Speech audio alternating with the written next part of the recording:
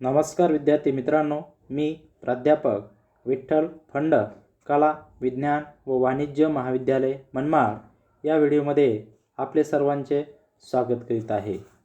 विद्यार्थी मित्रांनो, आपण या ठिकाणी 11वी वाणिज्य या शाखेतील चिटणीसाची कार्यपद्धती या विषयातील प्रकरण 2 संयुक्त भांडवली संस्था या घटकाचा अभ्यास या व्हिडिओमध्ये आपण पाहणार आहोत। विद्यार्थी मित्रांनो, चिटणीसाच्या कार्यपद्धती या घटकामध्ये आपण पहिल्या प्रकरणामध्ये चिटणीस कोणाला म्हणायचं हे आपण त्या ठिकाणी अभ्यासलं होतं। आज आपल्याला त्याचा पुढचा अभ्यास या ठिकाणी करायचा, तो म्हणजे संयुक्त भांडवली संस्था। मग या प्रकरणामध्ये आपल्याला काय काय अभ्यासायचं आहे, तर या प्रकरणामध्ये आपल्याला व्यवसाय संस्थांची जी उत्क्रांती आहे ती उत्क्रांती आपल्याला पाहायची आहे। म्हणजेच जे एक एक व्यवसाय आहेत ते कसे निर्माण झाले आणि कशा पद्धतीने त्यांची उत्क्रांती होत गेली आणि त्यानंतर संयुक्त भांडवली संस्था कशी अस्तित्वात आली हे आपल्याला या ठिकाणी पाहायचं। त्यामध्ये जवळपास व्यवसाय उत्क्रांतीचे जवळपास आपल्याला 6 प्रकार त्यांनी सांगितलेले आहेत, त्याचा अभ्यास करायचा। त्यानंतर कंपनी, ज्याला आपण संयुक्त भांडवली संस्था आणि शॉर्टकटमध्ये कंपनी म्हणतो, या कंपनी कशाला म्हणायचं, तिचे वैशिष्ट्ये आणि तिचे प्रकार आपल्याला या अभ्यासामध्ये अभ्यासायचे आहेत। मग विद्यार्थी मित्रांनो, आपण पाहिलं की इंग्लंडमध्ये 1760 साली औद्योगिक क्रांती झाली। औद्योगिक क्रांतीच्या अगोदर आपण पाहिलं की मागणी पूर्व उत्पादन या ठिकाणी नव्हतं। म्हणजेच मागणी करायची आणि त्यानंतर त्या वस्तूचं उत्पादन त्या ठिकाणी केलं जायचं, त्याला मागणी नंतरचं उत्पादन असं आपण या ठिकाणी म्हणतो। परंतु इंग्लंडमध्ये जी 1760 मध्ये उत्क्रांती झाली, त्यामुळे एक मोठा औद्योगिक क्रांती त्या ठिकाणी झाली आणि त्यामुळे मोठ्या प्रमाणामध्ये बदल या ठिकाणी पाहावयास मिळाले की आपल्याला मागणी पूर्व उत्पादनाला या ठिकाणी सुरुवात झाली। म्हणजेच मागणी करायच्या अगोदर आपल्याला त्या ठिकाणी उत्पादन तयार अशा पद्धतीने आपल्याला त्या ठिकाणी जाणवलं। मग औद्योगिक क्रांतीमुळे वाहतूक व दळणवळण क्षेत्रामध्ये आमूलाग्र बदल त्या ठिकाणी झाले आणि त्यातूनच विविध व्यवसाय संघटनेचे प्रकार अस्तित्वात आलेले आहेत। की आज आपण पाहतोय, आज एक बाजारपेठ या ठिकाणी निर्माण झालेली आहे आणि हे कशामुळे शक्य झालेलं आहे, तर हे फक्त आणि फक्त तुमच्या वाहतूक व दळणवळणाच्या साधनामुळेच आणि त्यामुळं विविध प्रकारच्या व्यवसाय संघटना त्या ठिकाणी अस्तित्वात आल्या। मग त्यामध्ये जवळपास 6 प्रकारच्या व्यवसाय संघटना अस्तित्वात आल्या। त्यामध्ये पहिलं आपल्याला त्यांनी सांगितलेलं आहे ते म्हणजे एकल व्यापारी, दुसरं सांगितलं संयुक्त हिंदू कुटुंब संस्था, तिसरं सांगितलं भागीदारी संस्था, चौथं सांगितलं मर्यादित दायित्व भागीदारी संस्था, 5वं सांगितलं सहकारी संस्था आणि 6वं सांगितलं संयुक्त भांडवली संस्था, म्हणजे ज्याला आपण कंपनी म्हणतो। असे 6 व्यवसाय संस्था या ठिकाणी अस्तित्वात आलेल्या आहेत। या एका व्यवसाय संघटनेच्या प्रकाराचा अभ्यास आपल्याला या व्हिडिओमध्ये करायचा आहे। त्यामुळे आपण पहिला जो व्यवसाय संघटन प्रकार आहे व्यक्तिगत एकल व्यापारी संस्था, याचा आपल्याला अभ्यास करायचा। मग विद्यार्थी मित्रांनो, व्यक्तिगत किंवा एकल व्यापारी संस्था कशाला म्हणायचं हे आपल्याला या ठिकाणी पाहणं गरजेचं आहे। त्यामध्ये त्यांनी सांगितलेलं आहे की ज्या व्यवसायात एकच व्यक्ती व्यवसायाचा मालक असते, व्यवसायाचे सर्व अधिकार एकाच व्यक्तीकडे असतात, अशा व्यवसाय प्रकाराला व्यक्तिगत व्यापार किंवा एकल व्यापारी असे म्हणतात। म्हणजेच विद्यार्थी मित्रांनो, ज्या व्यवसायामध्ये मालकी ही एकाच व्यक्तीकडे असते, सर्व व्यवस्थापन तो एकटाच व्यक्ती त्या ठिकाणी पाहत असतो, अशा व्यवसायाला आपण एकल व्यापारी असं म्हणतो। मग यामध्ये कोणकोणते व्यवसाय येतात, तर यामध्ये एक छत्री जे दुकानं आहेत किंवा आपलं किराणा दुकान असेल किंवा कपड्याचं दुकान असेल, ह्या सर्व व्यवसायाचा जो प्रकार आहे ते एकल व्यापारी संस्थेमध्ये या ठिकाणी येत असतात। त्यांनी परत दुसरं सांगितलं की व्यवसायाचे व्यवस्थापन हे एकाच व्यक्तीकडून केले जात असते, त्याला एकल व्यापारी असे म्हणतात। ज्या व्यवसायामध्ये ज्या व्यवसायामध्ये व्यवसायाची मालकी आणि व्यवस्थापन हे एकाच व्यक्तीकडे केलं जातं, अशा व्यवसायाला आपण या ठिकाणी एकल व्यापारी संस्था असं या ठिकाणी म्हणायचं आहे.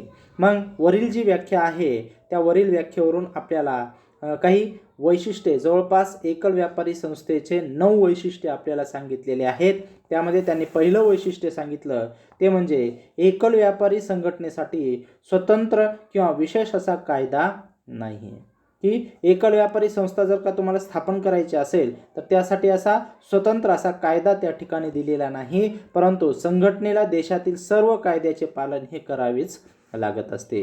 मग याच्या बाबतीत जर का आपल्याला सांगायचं झालं कायद्याच्या बाबतीमध्ये, एकल व्यापारी संघटनेला कुठल्याही प्रकारचा कायदा नाही, परंतु ज्या ठिकाणी तुम्ही एकल व्यापारी स्थापन केलेले आहे ते त्या ठिकाणची स्थानिक स्वराज्य संस्था जर असेल तर त्या स्थानिक स्वराज्य संस्थेने दिलेले जे नियम असतील ते सर्व नियम पाळून तुम्हाला त्या ठिकाणी काय करावं लागणार आहे, तर त्या ठिकाणी तुम्हाला तो व्यवसाय चालवावा लागणार आहे. हे पहिलं वैशिष्ट्य सांगितलं. दुसरं वैशिष्ट्य सांगितलं की एकल व्यापारी संघटनेत व्यवसायाची मालकी एकाच व्यक्तीकडे त्या ठिकाणी दिलेली असते. की जी एक व्यक्ती आहे, ज्या व्यक्तीनं तो व्यवसाय स्थापन केलेला आहे तोच व्यक्ती त्या व्यवसायाचा मालक असतो, अदरवाईज दुसरा कोणीही त्या ठिकाणी मालक या ठिकाणी नसतो. तिसरं वैशिष्ट्य सांगितलं, व्यवसायासाठी लागणारे भांडवल हे कमी प्रमाणात असते. आता विद्यार्थी मित्रांनो, आपण पाहतो की जर एकच व्यक्ती व्यवसाय सुरू करत असेल, आता त्याच्या नावावरूनच आपल्याला त्यांनी सांगितलं एकल व्यापारी. एकल व्यापारी म्हणजे ज्या ठिकाणी एकच व्यक्ती व्यवसाय स्थापन करतो त्या व्यक्तीला आपण एकल व्यापारी म्हणतो. मग त्यामध्ये भांडवलही कोण आणणार आहे, तो एकटाच व्यक्ती आणणार आहे. मग एकट्या व्यक्तीनं आणलेलं भांडवल हे व्यवसायासाठी नेहमी करता कमीच पडत असतं. त्यामुळे तिसरं वैशिष्ट्य त्यांनी सांगितलं की या व्यवसायामध्ये भांडवल जे आहे ते अत्यल्प असतं. त्याचबरोबर चौथं सांगितलं, एकल व्यापारी संघटनेत नफ्याचे वाटप होत नाही. कारण की या व्यवसायामध्ये एकटाच व्यक्ती त्या ठिकाणी असतो. त्यामध्ये झालेला नफा असेल किंवा त्यामध्ये झालेला तोटा असेल त्या एकट्याच व्यक्तीला त्या ठिकाणी सहन करावा लागत असतो. यामध्ये नफ्याचं किंवा तोट्याचं कुठल्याही प्रकारे विभाजन हे होत नसतं, असं चौथं वैशिष्ट्य सांगितलं. पाचवं वैशिष्ट्य त्यांनी सांगितलं की या संघटन प्रकारात व्यवसायाबाबतचे सर्व नियम एकल व्यापारी घेत असतो. की या व्यवसायामध्ये जे निर्णय घ्यायचे आहेत तो फक्त आणि फक्त तो एकटाच घेत असतो, कारण तोच त्या व्यवसायाचा चालक आणि मालक त्या ठिकाणी तो असतो. त्यामुळे निर्णय घेण्याची प्रक्रियेमध्ये तो एकटाच त्या ठिकाणी सहभागी झालेला असतो. त्याचबरोबर या व्यवसाय संघटनेत अधिक गोपनीयता बाळगली जात असते. हा एक सगळ्यात महत्त्वाचा वैशिष्ट्य आपल्याला या ठिकाणी सांगितलेलं आहे की गोपनीयतेच्या बाबतीमध्ये की व्यवसायामध्ये कुठले निर्णय घेतलेले आहेत, कशा संबंधीचे निर्णय घेतलेले आहेत, हे सर्व निर्णय कोणी घेतलेले आहेत तर त्या एकट्या व्यक्तीनंच घेतलेले आहेत. त्यामुळं त्यामध्ये गोपनीयता फार महत्त्वाची या ठिकाणी पाहायला आपल्याला मिळते.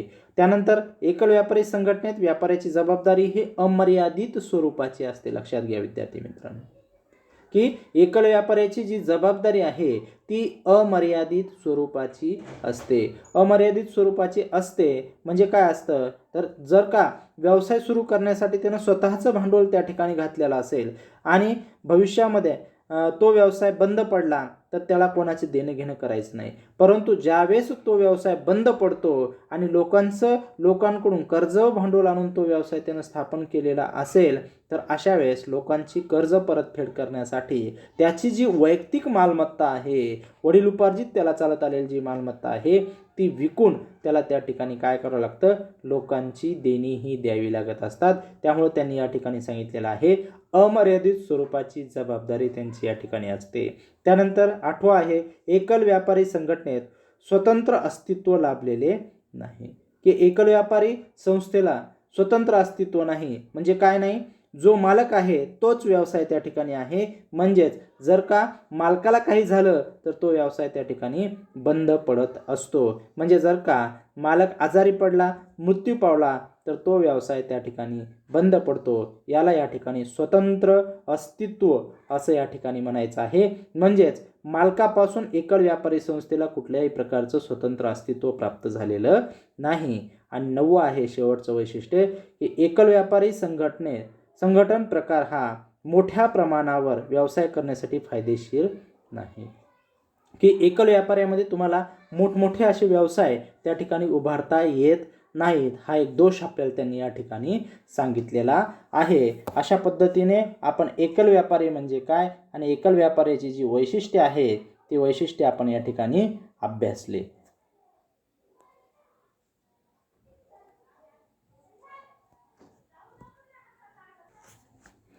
यानंतर व्यवसाय संघटनेचा जो दुसरा प्रकार आपल्याला या ठिकाणी अभ्यासायचा आहे तो म्हणजे संयुक्त किंवा एकत्र हिंदू कुटुंब संस्था, ज्याला आपण जॉईंट हिंदू फॅमिली बिझनेस असं या ठिकाणी म्हणत असतो. मग संयुक्त हिंदू कुटुंब व्यवसाय कशाला म्हणायचं हे आपल्याला या ठिकाणी पाहणं गरजेचं आहे. मग यामध्ये त्यांनी सांगितलं की जेव्हा संयुक्त हिंदू कुटुंब व्यवसाय वंश परंपरागत चालविला जातो त्याला संयुक्त हिंदू कुटुंब व्यवसाय असे म्हणतात. थोडक्यात जर का आपल्याला सांगायचं झालं तर जेव्हा संयुक्त हिंदू कुटुंब व्यवसाय वंश परंपराने चालवला जातो म्हणजे काय, वडील उपार्जित जो व्यवसाय या ठिकाणी आलेले आहेत त्या व्यवसायाचा समावेश संयुक्त हिंदू कुटुंब व्यवसायामध्ये केला जात असतो. मग यामध्ये कोणकोणते आहेत तर यामध्ये शेती असेल, शेती हा व्यवसाय वडील उपार्जित चालत आलेला व्यवसाय आहे. त्याचबरोबर तुमचा कुंभार समाजामध्ये कुंभारांचा जो व्यवसाय चालत आलेला आहे तो असेल. चांभार हा व्यवसाय वडील उपार्जित चालत आलेला असा व्यवसाय असणार आहे. असे जे व्यवसाय आहेत या व्यवसायाचा समावेश हा संयुक्त हिंदू कुटुंब व्यवसायामध्ये होत असतो. म्हणजेच हा व्यवसाय वंश परंपराने पुढे चालत आलेला असतो. आता न्हावी समाजामध्ये असेल, न्हावी समाजामध्ये कटिंग करणे हा त्यांचा बिझनेस आहे, हा त्यांचा व्यवसाय आहे. हा व्यवसाय त्यांच्याकडे वडील उपार्जित म्हणजे त्यांचे आजोबा असतील, त्यांचे पणजोबा असतील हे त्या ठिकाणी करत होते आणि तेच पुढे या ठिकाणी करत आलेले आहेत. जसं शेतीच्या बाबतीमध्ये असेल, आपल्या आजोबाच्या काळामधील शेती आपले वडील चालवत आहेत, आपले वडिलाच्या नंतर आपण या ठिकाणी शेतीचा व्यवसाय करणार आहोत. हा व्यवसाय जो आहे हा वंश परंपराने चालविलेला व्यवसाय आहे आणि या व्यवसायाचे जे नियमन आणि नियंत्रण आहे ते संयुक्त हिंदू कुटुंब कायदा 1956 नुसार चालत असते. की संयुक्त हिंदू कुटुंब व्यवसायामधील जे व्यवसाय आहे या व्यवसायाचे जे नियमन आणि नियंत्रण आहे ते हिंदू कायदा 1956 जो आहे त्यानुसार याचं नियमन आणि नियंत्रण हे चालत असतं असं आपल्याला त्यांनी या ठिकाणी सांगितलेलं आहे. आणि हा जो प्रकार आहे हा फक्त आणि फक्त भारतातच आपल्याला आढळून येतो असं आपल्याला त्यांनी या ठिकाणी सांगितलं. मग यावरील व्याख्येवरून आपल्याला संयुक्त हिंदू कुटुंब व्यवसायाचे जवळपास 10 वैशिष्ट्ये त्यांनी सांगितलेले आहेत. त्यामध्ये पहिलं वैशिष्ट्य सांगितलं ते म्हणजे संयुक्त हिंदू कुटुंब संस्थेमध्ये कुटुंबात जन्माला येणाऱ्या प्रत्येक मूल त्या संस्थेचा सभासद हे असतं. मग आता संयुक्त हिंदू कुटुंब व्यवसायामध्ये जर का तुम्हाला सभासदत्व मिळवायचं असेल तर ते कसं मिळवतं तर जन्माला येणारं जे प्रत्येक मूल जे आहे ते या व्यवसायाचं सभासद बनत असतं. हे या ठिकाणी तुम्ही लक्षात ठेवायचं. म्हणजेच संयुक्त हिंदू कुटुंब व्यवसायातील सभासद म्हणजे किंवा बाहेरून कुठल्याही पद्धतीने सभासदत्व या ठिकाणी मिळत नाही. यासाठी तुम्हाला त्या व्यवसायामध्ये ते जे व्यवसाय आहे त्या व्यवसायाच्या घराण्यामध्ये तुम्हाला या ठिकाणी जन्म घ्यावा लागणार आहे. त्यावेळेसच तुम्हाला या व्यवसायाचं सभासदत्व मिळेल. हे पहिलं वैशिष्ट्य सांगितलं. दुसरं, कुटुंबातील जो प्रमुख व्यक्ती असतो तो कर्ता म्हणून त्या ठिकाणी ओळखला जातो. की कुटुंब जे आहे त्या कुटुंबातील जो सर्वात ज्येष्ठ व्यक्ती आहे त्या व्यक्तीला या ठिकाणी कर्ता म्हणून त्या ठिकाणी संबोधलं जात असतं. म्हणजेच या संयुक्त हिंदू कुटुंब व्यवसायाचं सर्व नियोजन आणि नियंत्रण जे असेल या व्यक्तीच्या माध्यमामधून केलं जातं. आजही आपल्या गावामध्ये जर का आपले आजोबा पणजोबा असतील किंवा आपले 2-4 आपल्या फॅमिलीमध्ये जर मेंबर असतील तर त्यातील सगळ्यात मोठा जो बंधू आहे किंवा सगळ्यात मोठा जो व्यक्ती आहे तोच त्या व्यवसायाचं नियंत्रण आणि नियमन हे करत असतो आणि त्याला या ठिकाणी कर्ता असं या ठिकाणी संबोधलं जात असतं. की संयुक्त हिंदू कुटुंब व्यवसायाचा जो प्रमुख असतो त्या प्रमुखाला या ठिकाणी कर्ता म्हणून संबोधलं जातं. त्यानंतर कुटुंबातील इतर सदस्यांना सहकर्ते किंवा सहसदस्य म्हणून त्या ठिकाणी ओळखलं जात असतं. आता मग जो पहिला व्यक्ती आहे, ज्येष्ठ मंडळी आहे, त्याला आपण या ठिकाणी कर्ता असं म्हणतो आणि बाकीच्यांना सहकर्ते असं संबोधलं जातं, असं आपल्याला तिसरं वैशिष्ट्य सांगितलं. त्यानंतर चौथं वैशिष्ट्य सांगितलं, तो म्हणजे किमान आणि कमाल सभासद संख्येवर कुठल्याही प्रकारची मर्यादा नाही, की संयुक्त हिंदू कुटुंब व्यवसायामध्ये इतकेच व्यक्ती असले पाहिजे, तितकेच व्यक्ती असले पाहिजे, असं कुठल्याही प्रकारचं बंधन नाही. जसं एकल व्यापाऱ्यामध्ये आपल्याला त्यांनी सांगितलं फक्त एकच व्यक्ती त्या ठिकाणी असतो, अशा व्यवसायाला आपण एकल व्यापारी म्हणतो. परंतु संयुक्त हिंदू कुटुंब व्यवसायामध्ये अशा कुठल्याही प्रकारचं सभासदांवर बंधन घातलेलं नाही, त्यांच्या कमाल संख्येवर आणि किमान संख्येवर कुठलाही मर्यादा नाही. पाचवा आहे, कुटुंबातील सर्व सभासद व्यवसायात कार्यमग्न असतात, की संयुक्त हिंदू कुटुंबामध्ये जितके सभासद आहेत, सहकर्ते आहेत, ते सर्व त्या ठिकाणी त्या व्यवसायामध्ये मग्न असतात. आता बघा, जसं की आपल्या घरामध्ये शेती असेल तर त्या शेतीमध्ये सर्व लोक त्या ठिकाणी घरामध्ये जेवढे व्यक्ती असतील तेवढे व्यक्ती त्या शेतीमध्ये काम करत असतात. तसंच कुंभार समाजामध्ये जर आपण बघितलं तर त्यांच्या घरामध्ये जेवढे व्यक्ती आहेत तेवढे व्यक्ती मातीची भांडी बनवण्याचं काम त्या ठिकाणी ते करत असतात. असं पाचवं वैशिष्ट्य त्यांनी सांगितलं, की व्यवसायातील सर्व सभासद हे त्या व्यवसायामध्ये मग्न असतात किंवा व्यस्त असतात. सहावं सांगितलं, की कर्त्याची जबाबदारी जी आहे ती अमर्यादित स्वरूपाची आहे, की व्यवसायातील जो कर्ता आहे त्या कर्त्याची जबाबदारी ही अमर्यादित स्वरूपाची आहे. म्हणजेच जर का व्यवसायामध्ये काही लॉस झाला तर त्या कर्त्याला स्वतःच्या वाट्याला जी जमीन येणार आहे किंवा स्वतःच्या वाट्याचा जो काही त्या व्यवसायातील हिस्सा आहे तो हिस्सा विकून का होईना लोकांची देणी ही त्या ठिकाणी त्याला द्यावी लागत असतात. त्यामुळं संयुक्त हिंदू कुटुंब व्यवसायामधील कर्ता जो आहे त्या कर्त्याची जबाबदारी ही अमर्यादित आहे. तर सातवं वैशिष्ट्य आहे, जे सहकर्ते आहेत त्यांची जबाबदारी ही मर्यादित स्वरूपाची आहे. म्हणजेच त्यांना जितकं काम सांगितलेलं आहे तितक्या कामापुरतीच त्यांची जबाबदारी असते, अदरवाईज त्यांची कुठल्याही प्रकारची जबाबदारी नाही. त्यानंतर कर्ता हा व्यवसायाचा प्रमुख असल्यामुळे त्याचे व्यवसायावर संपूर्ण नियमन आणि नियंत्रण हे चालत असते, असं आपल्याला त्यांनी या ठिकाणी सांगितलेलं आहे. आणि त्यानंतर त्यांनी सांगितलेलं आहे, की कर्ता प्रमुख असल्यामुळे निर्णय घेण्याचे संपूर्ण स्वतंत्र त्याला दिलेले असते. फक्त तो सहकर्त्याला कधी कधी विचारू शकतो, की आपल्याला कशा पद्धतीचा निर्णय घ्यायचा आहे, काय निर्णय घ्यायचा आहे, अशा पद्धतीचा मी निर्णय घेतोय असं त्यांना या ठिकाणी सांगितलेलं असतं. मग तो त्या ठिकाणी त्या निर्णयामध्ये स्वतःला सहभागी करून घेऊ शकतो, असं आपल्याला त्यांनी या ठिकाणी सांगितलं. आणि शेवटचं आहे, नफ्याचे प्रमाण हे जन्माला येणाऱ्या सदस्यावर अवलंबून असते, की संयुक्त हिंदू कुटुंब व्यवसायामध्ये जो काही नफा होणार आहे तो नफा कशा पद्धतीने विभागणी केली जाते, तर त्या घरामध्ये जन्माला आलेल्या सभासदानुसार त्या ठिकाणी त्यांना त्या ठिकाणी नफ्याचं जन्माला येणाऱ्या आणि मृत्यू पावणाऱ्या सभासदानुसार त्यांचा वाटा हा त्या ठिकाणी ठरलेला असतो. असं आपल्याला संयुक्त हिंदू कुटुंब व्यवसायाचे एकूण 10 वैशिष्ट्ये त्यांनी या ठिकाणी सांगितलेले आहेत. यानंतर तिसरा व्यवसाय संघटनेचा प्रकार आहे तो म्हणजे भागीदारी संस्था, ज्याला आपण पार्टनरशिप फर्म असं या ठिकाणी संबोधत असतो. भागीदारी संस्थेला इंग्रजीमध्ये पार्टनरशिप फर्म असं म्हणतो. मग भागीदारी संस्था कशाला म्हणायचं हे या ठिकाणी पाहू. भागीदारी संस्था म्हणजे जेव्हा 2 किंवा 2पेक्षा जास्त व्यक्ती एकत्रित येऊन त्यांच्या नियंत्रण व व्यवस्थापनाखाली सामूहिकपणे व्यवसाय करतात तेव्हा त्याला भागीदारी व्यवसाय असे म्हणतात. म्हणजे भागीदार म्हणजे पार्टनरशिप ज्याला आपण म्हणतो. मग पार्टनरशिप कशाला म्हणायचं, तर ज्यावेळेस 2 किंवा 2पेक्षा जास्त व्यक्ती एकत्रित येतात आणि त्याचे नियंत्रण व व्यवस्थापन सामूहिकपणे व्यवसाय करतात तेव्हा त्यास भागीदारी व्यवसाय असे आपण म्हणत असतो. दुसऱ्या ह्याच्यात आपल्याला त्यांनी सांगितलं, की भागीदारी संस्थेत प्रत्येक व्यक्ती हा भागीदार, तर त्या भागीदार म्हणून त्याला संबोधलं जात असतं आणि त्या संघटनेला भागीदारी म्हणून त्या ठिकाणी ओळखलं जात असतं.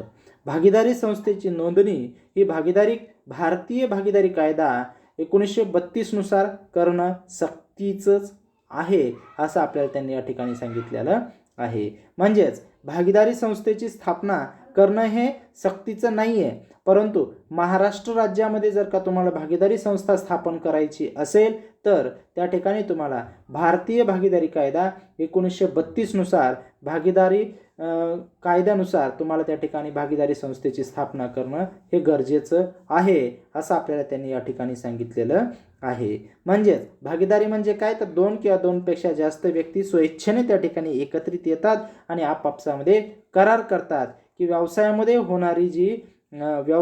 होणारा जो नफा असेल, व्यवसायामध्ये होणारा जो तोटा आहे तो आपापसामध्ये वाटून घ्यायचा. अशा पद्धतीचा करार करून एकमेकांनी एकत्रित येऊन भांडवल आणून तो व्यवसाय सुरू केलेला असतो. अशा व्यवसायाला आपण या ठिकाणी भागीदारी संस्था म्हणतो. मग भागीदारी संस्थांमध्ये प्रत्येक व्यक्तीला या ठिकाणी भागीदार म्हणून संबोधलं जातं आणि त्या संघटनेला भागीदारी म्हणून त्या ठिकाणी ओळखलं जात असतं. मग भागीदारी संस्थेची नोंदणी ही ऐच्छिक स्वरूपाची आहे, परंतु जर का भारतामध्ये भागीदारी संस्था स्थापन करायची असेल तर तुम्हाला भारतीय भागीदारी कायदा 1932 नुसार त्याची नोंदणी करणं हे गरजेचं आहे. मग वरील व्याख्येवरून आपल्याला भागीदारी संस्थेची काही वैशिष्ट्ये त्यांनी जवळपास 9 प्रकारची वैशिष्ट्ये त्यांनी या ठिकाणी सांगितलेली आहेत. त्यामध्ये पहिलं वैशिष्ट्य सांगितलं की भागीदारी व्यवसायाची सुरुवात कमीत कमी 2 किंवा अधिक व्यक्तीच्या करारातूनच होत असते. मला सांगा, पार्टनर केव्हा म्हणतो, ज्यावेळेस 2 किंवा 2 पेक्षा जास्त व्यक्ती एकत्रित येतात तेव्हाच आपण त्याला पार्टनरशिप असं या ठिकाणी म्हणत असतो. मग भागीदारी संस्थेमध्ये पण 2 किंवा 2 पेक्षा जास्त व्यक्ती एकत्रित येतात, परंतु ते आपापसामध्ये करार करत असतात. म्हणजेच या ठिकाणी एक गोष्ट लक्षात ठेवायची की भागीदारीचा जो जन्म आहे तो करारामधूनच होत असतो, असं आपल्याला त्यांनी पहिल्या वैशिष्ट्यातून सांगितलं.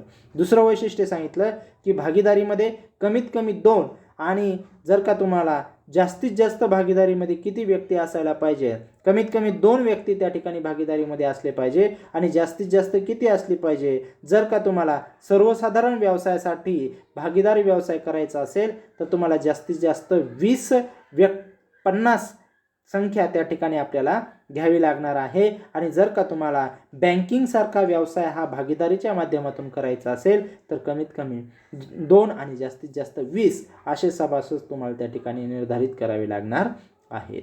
त्यानंतर तिसरं आहे ते म्हणजे भागीदारी संस्थेतील भागीदाराची देयता ही अमर्यादित तसेच वैयक्तिक आणि सामूहिक असते. आता आपण वरती पाहिलं होतं एकल व्यापाऱ्यामध्ये आणि संयुक्त हिंदू कुटुंब व्यवसायामध्ये. एकल व्यापाऱ्यामधील त्याची जबाबदारी ही अमर्यादित स्वरूपाची होती. त्यानंतर संयुक्त हिंदू कुटुंब व्यवसायामधील कर्त्याची जबाबदारी अमर्यादित होती, तर सहकर्त्याची जबाबदारी ही मर्यादित स्वरूपाची होती. तसं भागीदारी व्यवसायामधील भागीदारांची जी जबाबदारी आहे ती त्यांच्या करारावर अवलंबून असते. म्हणजेच कशी असते, तर आता त्यांनी जसा एकमेकांसोबत करार केलेला आहे, जर का त्यांनी अमर्यादित स्वरूपाची ठेवली असेल तर अमर्यादित स्वरूपाची असेल, जर का त्यांनी वैयक्तिक आणि सामूहिक ठेवलेली असेल तर सामूहिक स्वरूपाची जबाबदारी आपल्याला भागीदारी संस्थेमध्ये पाहायला मिळते. त्यानंतर चौथा आहे व्यवसायासाठी लागणारे भांडवल हे भागीदाराकडून जमा केले जात असते. आपण पार्टनरशिप फर्म जर उभा करत असू तर त्यामध्ये प्रत्येक भागीदार येत असताना भांडवल हे घेऊन येत असतो. मग भागीदारीमध्ये भांडवल कुठून येतं, तर भागीदारीमध्ये भांडवल हे येणारा प्रत्येक पार्टनर भागीदार या ठिकाणी येताना भांडवल घेऊन येत असतो. त्यामुळे त्याने सांगितलं की व्यवसायाला लागणारे जे भांडवल आहे ते भागीदाराकडून जमा केलं जातं. हे चौथं वैशिष्ट्य सांगितलं. पाचवं वैशिष्ट्य सांगितलं की भागीदारी संस्थेला भागीदारापासून स्वतंत्र अस्तित्व नसते. इथे पण भागीदारी कायदा 1932 नुसार भागीदारीची जरी स्थापना केलेली असेल तरी पण भागीदारी संस्थेला भागीदारापासून स्वतंत्र अस्तित्व नाही. जर का एखादा पार्टनर त्या ठिकाणी एक्सपायर झाला किंवा आणखीन काही झाला, दिवाळखोर ठरला, तर ती भागीदारी त्या ठिकाणी संपुष्टात येते. त्या ठिकाणी ती भागीदारी बंद पडते. म्हणजेच करार केलेला असतो त्या करारानुसार ती भागीदारी त्या ठिकाणी बंद पडते. त्यामुळे त्यांनी सांगितलं की स्वतंत्र कायदेशीर अस्तित्व त्या ठिकाणी प्राप्त झालेलं नाहीये. म्हणजे भागीदाराला जर का काही झालं तर तो भागीदारी फर्म पण त्या ठिकाणी तुमचा बंद होत असतो. त्यानंतर सहावं आहे ते म्हणजे भागीदारी संस्थेतील कोणत्याही भागीदाराला आपले आर्थिक हितसंबंध इतर भागीदाराच्या संमतीशिवाय दुसऱ्या कोणत्याही व्यक्तीला हस्तांतरित करता येत नाही. म्हणजे याचा अर्थ काय होतो, तर जर का तुमच्या भागीदारीमध्ये समजा 4 भागीदार एकत्र आलेले आहेत आता तुम्ही 4 मित्र एकत्रित येऊन तुम्ही व्यवसाय स्थापन केला आणि त्याला भागीदारी संस्था असं नाव दिलं. मग जर का त्याच्यातल्या एखाद्या मित्रानं त्याच्याऐवजी त्याच्या भावाला किंवा त्याच्या पत्नीला किंवा त्याच्या मुलाला या भागीदारीमध्ये द्यायचं असं ठरवलं तर असं त्याला करता येत नाही. त्याला काय करावं लागत असतं तर भागीदाराला आपले हितसंबंध इतर भागीदाराला त्यांच्या परवानगीशिवाय कुठल्याही प्रकारे हस्तांतरित करता येत नाहीत किंवा असे हस्तांतरण त्याला कुठल्याही प्रकारे करता येत नाही.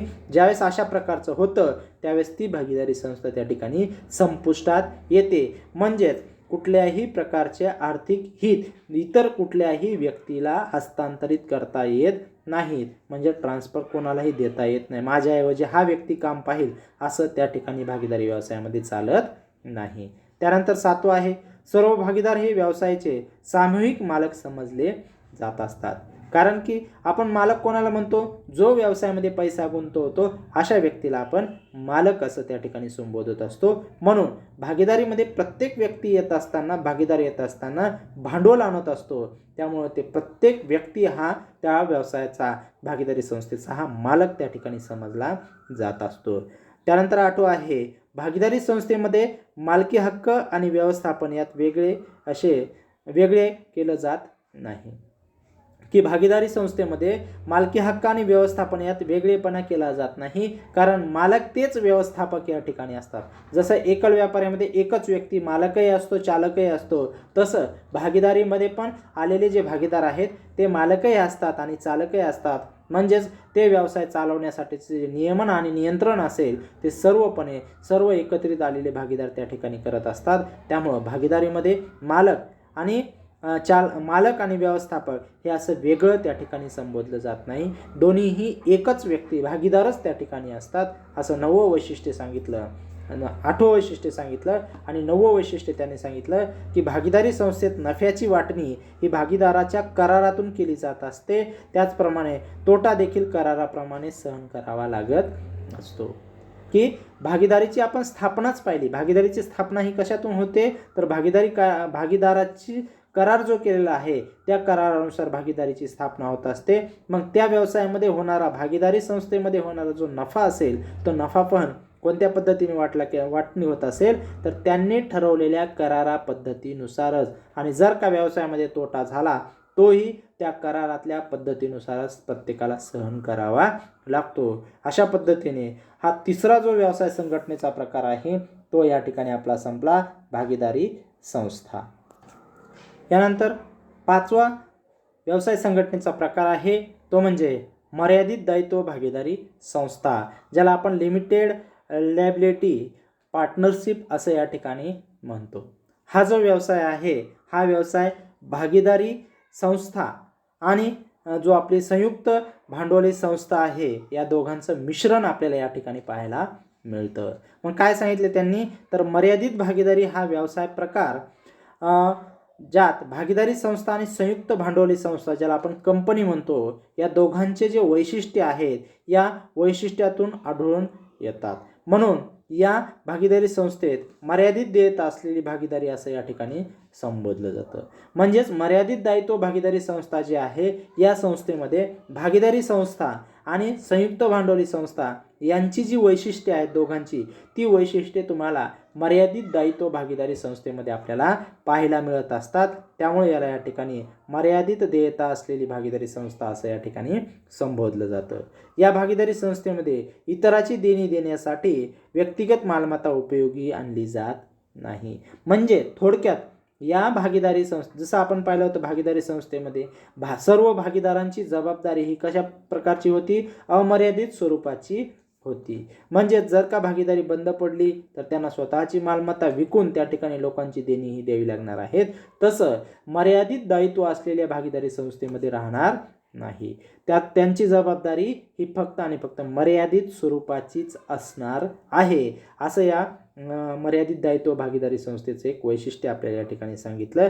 मग या भागीदारी संस्थेचे नियमन व नियंत्रण मर्यादित देयता भागीदारी कायदा 2008 नुसार या ठिकाणी चालत असतं. जसं भागीदारी संस्था 1932 नुसार तिचं नियमन आणि नियंत्रण चालत असतं, तसं मर्यादित दायित्व भागीदारी संस्थेचं नियमन व नियंत्रण हे मर्यादित देयता भागीदारी कायदा 2008 नुसार चालत असतं, असं आपल्याला त्यांनी या ठिकाणी सांगितलेलं आहे. मग या मर्यादित दायित्व भागीदारी संस्थेचे एकूण 8 वैशिष्ट्ये आपल्याला त्यांनी सांगितलेत. त्यामध्ये पहिलं वैशिष्ट्य सांगितलं ते म्हणजे मर्यादित दायित्व भागीदारी संस्था ही वेगळी कायदेशीर संस्था आहे. या संस्थेत भागीदारापासून स्वतंत्र अस्तित्व लाभले आहे. आपल्याला त्यांनी याच्यामध्ये सांगितलं व्याख्येमध्ये की संयुक्त भांडवली संस्थेचे त्यामध्ये वैशिष्ट्ये आलेले आहेत. मग याच्यामध्ये नावावरूनच आपल्याला सांगितलं मर्यादित दायित्व की ज्या भागीदारी संस्थेमध्ये भागीदाराची जबाबदारी ही मर्यादित स्वरूपाची असते, अशा भागीदारी संस्थेला आपण मर्यादित दायित्व भागीदारी संस्था असं म्हणू शकतो. हे पहिलं वैशिष्ट्य सांगितलं की प्रत्येक भागीदाराची जबाबदारी ही मर्यादित स्वरूपाचीच असते. त्यानंतर दुसरं आहे भागीदाराची संख्या ही कमीत कमी 2 आणि जास्तीत जास्त अमर्यादित स्वरूपाची आहे. म्हणजे भागीदाराच्या अमर्यादित संख्या या ठिकाणी आपल्याला सांगितलेल्या आहे. जसं भागीदारी संस्थेमध्ये जास्तीत जास्त 50 व्यक्ती सांगितले होते, तसं मर्यादित दायित्व भागीदारी संस्थेमध्ये कुठल्याही प्रकारचं भागीदारावर मर्यादा नाही आहे. भागीदाराच्या सभासदावर कुठल्याही प्रकारची मर्यादा नाही. फक्त कमीत कमी 2 असले पाहिजे आणि जास्तीत जास्त अमर्यादित भागीदार या ठिकाणी सहभागी होऊ शकतात. त्यानंतर तिसरं आहे किमान भांडवलाची अट नाही. म्हणजे मर्यादित दायित्व भागीदारी संस्थेमध्ये जर का तुम्हाला पार्टनर व्हायचं असेल, भागीदार व्हायचं असेल, तर तुम्ही कमीत कमी इतकंच भांडवल आणलं पाहिजे, त्याच्यापेक्षा कमी भांडवल चालणार नाही. अशा प्रकारची कुठलीही अट या ठिकाणी घातलेली नाही. तुम्हाला जसं लागेल तसं भांडवल तुम्ही त्या ठिकाणी घेऊन या, तुम्हाला जसं झेपेल तितकं तुम्ही रक्कम त्या ठिकाणी घेऊन या आणि या मर्यादित दायित्व भागीदारी संस्थेचा सभासद किंवा भागीदार होऊ शकता. चौथा आहे व्यवसायाचे संघटन करणे अत्यंत सोपे आहे, सहजासहजी सोपं आहे या ठिकाणी. पाचवं त्यांनी सांगितलेलं आहे प्रत्येक भागीदाराची जबाबदारी ही त्यांनी संस्थेबरोबर केलेल्या करारा इतकीच मर्यादित असते. की ज्यावेळेस आपण पाहिलं भागीदारीची स्थापना मुळातच करारानुसारच होत असते. भागीदारी संस्था कोणती असो, मर्यादित असो किंवा जनरल भागीदारी असो, या भागीदारीचा जन्म हा करारामधूनच होत असतो. म्हणून त्यांनी हे एक वैशिष्ट्य सांगितलं की मर्यादित दायित्व भागीदारी संस्थेमध्ये जर का तुम्हाला भागीदार व्हायचं असेल, तर भागीदार होत असताना जो तुम्ही करार केलेला आहे त्या करारा इतकीच तुमचं देयता त्या ठिकाणी असते. म्हणजे तुमची जबाबदारी ही त्या करारावर इतकीच तुम्हाला द्यावी लागणार आहे. उद्या जर का मर्यादित दायित्व भागीदारी संस्था ही बंद पडली आणि ती देण्यासाठी जर का तुम्हाला कमी पडत असेल आणि तुम्ही तुमच्या हिश्श्याचं रक्कम त्या ठिकाणी दिलेली असेल, तर तुम्हाला 1 रुपया पण त्या ठिकाणी द्यावा लागणार नाही. करारानुसार जेवढी रक्कम तुम्ही त्यांना दिलेली आहे त्याच्यानंतर तुम्हाला 1 रुपया पण भागीदारी संस्थेला द्यायचा नाही. त्यानंतर संस्थेची स्थापना करणे कमी खर्चिक आहे, हे एक फार महत्त्वाचं आहे. मर्यादित दायित्व भागीदारी संस्थेचा जो जन्म आहे ती जर स्थापना करायची असेल तर तुम्हाला खर्च हा अत्यंत कमी खर्च लागेल.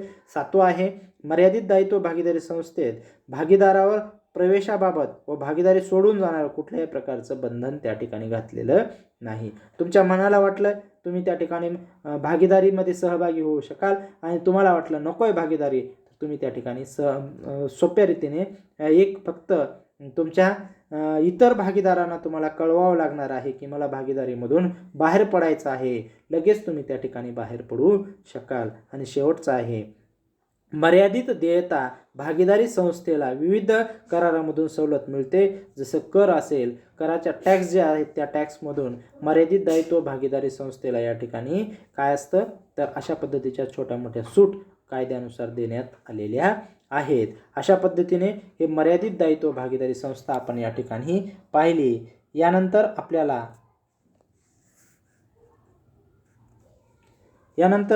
पुढचा व्यवसाय संघटनेचा प्रकार आहे सहकारी संस्था, कोऑपरेटिव्ह सोसायटी. आत्तापर्यंत आपण व्यवसाय संघटनेच्या प्रकारामधील हे वेगवेगळे प्रकार पाहिले. एकल व्यापारी पाहिला, संयुक्त हिंदू कुटुंब व्यवसाय पाहिला, भागीदारी पाहिला, मर्यादित दायित्व भागीदारी संस्था पाहिला. आताचा जो व्यवसाय प्रकार आहे तो यांच्यापेक्षा थोडा वेगळा आहे. म्हणजे हा जो व्यवसाय आहे सहकारी संस्था, सहकार हा याचा जन्म झालेला आहे. मग सहकारी संस्था कशाला म्हणायचं, कोऑपरेटिव्ह सोसायटी कशाला म्हणायचं, तर सहकारी संस्था हे व्यवसायाचे ऐच्छिक संघटन आहे. संस्थेच्या माध्यमातून सभासदांचा आर्थिक व सामाजिक विकास करण्यासाठी स्थापन करण्यात आलेला आहे. सहकारी संस्थेचे स्वरूप हे सेवा केंद्रित आहे. सहकारी संस्थेची नोंदणी ही महाराष्ट्र राज्य सहकारी कायदा 1960 नुसार करणे सक्तीचं आहे. की एकमेकाच्या सहकारातून आपण पाहतो की सहकारी संस्थेचा मुख्य उद्देश हा नफा कमवणे नसून सेवा देणे हा या ठिकाणी आहे. म्हणजेच या सहकारी संस्थेचं स्वरूप जे आहे ते फक्त आणि फक्त सेवा केंद्रित आहे. म्हणजेच सहकारी संस्था जी आहे ती सहकारी संस्थेची स्थापना ही व्यक्तिगत ऐच्छिक संघटन आहे. कोणी बळजबरी निर्माण केलेलं नाही. ज्या ज्या व्यक्तींवर शोषण झालेलं आहे असे सर्व व्यक्ती एकत्रित येऊन स्वतःच्या आणि सभासदांच्या हिताचं, आर्थिक हिताचं आणि सामाजिक विकास करण्याच्या उद्देशानं ज्यावेळेस एकत्रित लोक येतात आणि अशा प्रकारची संस्था त्या ठिकाणी ते स्थापन करत असतात. म्हणजेच आर्थिक हिताचं जर का आपल्याला जर का आर्थिक विकास करायचा असेल आणि सामाजिक विकास करायचा असेल तर असे व्यक्ती स्वतः एकत्रित येतात, स्वइच्छेने एकत्रित येतात आणि अशा प्रकारची संस्था त्या ठिकाणी ते स्थापन करत असतात. परंतु अशा प्रकारची संस्था स्थापन करत असताना, अशा प्रकारचा व्यवसाय स्थापन करत असताना या व्यवसायाचं मुख्य उद्देश हा सभासदांना आणि समाजाची सेवा करणे हा सगळ्यात महत्त्वाचा उद्देश या ठिकाणी तुमचा असला पाहिजे. आणि अशा प्रकारचा व्यवसाय तुम्हाला स्थापन करायचा असेल तर महाराष्ट्र राज्य सहकार कायदा 1960 नुसार तुम्हाला त्याची नोंदणी करणं हे सक्तीचं आहे असं आपल्याला त्यांनी या ठिकाणी सांगितलेलं आहे. त्यानंतर आपल्याला त्यांनी या सहकारी संस्थेचे एकूण 8 वैशिष्ट्ये आपल्याला त्यांनी सांगितलेले आहेत. त्यामध्ये पहिलं वैशिष्ट्य सांगितलं की नोंदणी करणं हे सक्तीचं आहे. की सहकारी संस्था जर का तुम्हाला स्थापन करायची असेल, कोऑपरेटिव्ह सोसायटी जर का तुम्हाला स्थापन करायची असेल तर त्याची नोंदणी महाराष्ट्र राज्य सहकार कायदा 1960 नुसार करणं हे सक्तीचं आहे. म्हणजे जर का तुम्ही नोंदणी केली नाही तर हा व्यवसाय बेकायदेशीर ठरवू शकतो. त्यामुळे या व्यवसायाची नोंदणी महाराष्ट्र राज्य सहकार कायदा 1960 नुसार करणं हे सक्तीचंच आहे. हे पहिलं वैशिष्ट्य सांगितलं. त्यानंतर दुसरं वैशिष्ट्य सांगितलं, सहकारी संस्थेचे सभासदत्व सर्वांसाठी खुले असतं. की या सहकारी संस्थेच्या सभासदासाठी कोणालाही या ठिकाणी अडवणूक केली जात नाही. कोणताही व्यक्ती या ठिकाणी स्त्री असेल किंवा पुरुष असेल याला प्रत्येकाला या ठिकाणी सहकारी संस्थेचं सभासदत्व मिळवता येतं. यामध्ये कुठल्याही जाती धर्माचा आणि वर्णाचा या ठिकाणी उल्लेख होत नाही. कुठल्याही जातीचा, कुठल्याही धर्माचा, कुठल्याही वर्णाचा, स्त्री असो पुरुष असो, प्रत्येक व्यक्ती या ठिकाणी सहकारी संस्थेचा सभासद हा होऊ शकतो. म्हणून त्यांनी सांगितलेलं आहे की सहकारी संस्थेचे सभासदत्व सर्वांसाठी त्या ठिकाणी खुले असते. त्यानंतर तिसरं वैशिष्ट्य सांगितलं की सभासद संख्या कमीत कमी 10, जास्तीत जास्त अमर्यादित असते. त्यानंतर चौथं सांगितलं, सहकारी संस्थेच्या सभासदाची जबाबदारी ही मर्यादित स्वरूपाची असते. अशा पद्धतीने आपण या ठिकाणी व्यवसाय संघटनेचे जे प्रकार आहेत त्या व्यवसाय संघटनेच्या प्रकाराचा अभ्यास या ठिकाणी केलेला आहे. बाकीचा आपण पुढच्या व्हिडिओमध्ये पाहणार आहोत. धन्यवाद.